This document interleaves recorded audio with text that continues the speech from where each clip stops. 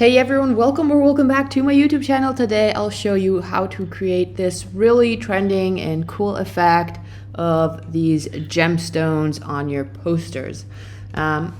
It's pretty easy, so let's jump right into it.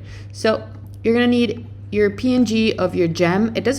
First of all, it doesn't have to be circular. And it doesn't have to be like this one I'm using. It could be literally any type of gem, like a colored one or whichever one you'd like best. I'll make this pretty small, something like this. You're gonna right click on your gem and you're gonna rasterize this layer. Then grab your mixer brush tool and in here, clean your brush. Make sure the load solid colors only is not checked. And then these are the options I usually go for when I'm doing this type of thing. So make sure you have similar options going on. And we don't want to sample all layers. We only want to sample the layer we're on. So make sure this is not selected. Now what we're gonna do is basically just sample our little gem over here. So we're gonna press the Alt or Option key and just click over it.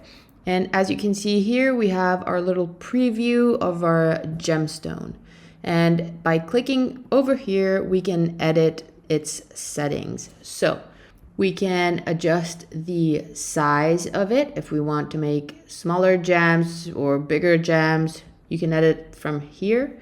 We can also edit the spacing, which is really cool if you want them to be further apart or closer together. I want them to be pretty close together, so I'll go with something like this. And what you can also do is basically adjust the size jitter. So maybe one's gonna be bigger, one's gonna be smaller. I want them in this case to be all the same, so I'll put that at 0. But if you want them to be different, you can have like a size jitter percentage, around like 50 can be cool. And what I also usually go and edit is the scattering. So this depends if we want them to be in a straight line, as you see in this preview over here, or if you want them to be scattered. This can be cool if you're doing more like randomized designs, or if you don't want them to be exactly precise, you can go with something like this. For this example, we'll go with 0. And then we can basically start brushing and we get our little gemstones all spaced out with the spacing we gave it. What I usually do is just create myself some references. So for example, I'll just add a shape in here, for example, this polygon, and I'll adjust this number to create this star shape. I'll lower its opacity. I'll add a new layer and I'll follow this shape with my gems. And I'll do one line at a time to make sure none of them are overlapping and we don't get a weird effect at the corners over here. And then once we're done, we're gonna hide our base gem and our star. And we got it. That's literally it.